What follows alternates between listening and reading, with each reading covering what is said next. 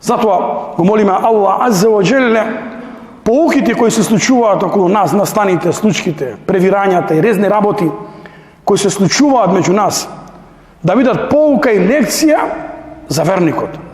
Да го молиме Аллах Азза ва Джелле да ни ги омекне наше срца, да ги наполни со иман и со дин и со љубов и со нежност и со благост.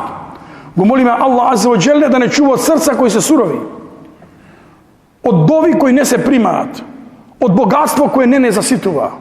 Го молиме Аллах Азза ва Джелле со довата на Расулуллах салаллаху алейхи ва саллем. Ја мукаллибел кулуб. О Аллах, ти кој управуваш со срцата. О Аллах, ти си оној во чии раце се нашите срца. Аллах, омекни ги наши срца. Аллах, упати ги наши срца. Аллах, умили ни ја верата. Умили ни го намазот. Умили ни го братството. Умили ни го доброто дело. Аллах, направи да имаме омраза кон гревот, кон харамот. Одалечени од гревовите, од харамите и од злото.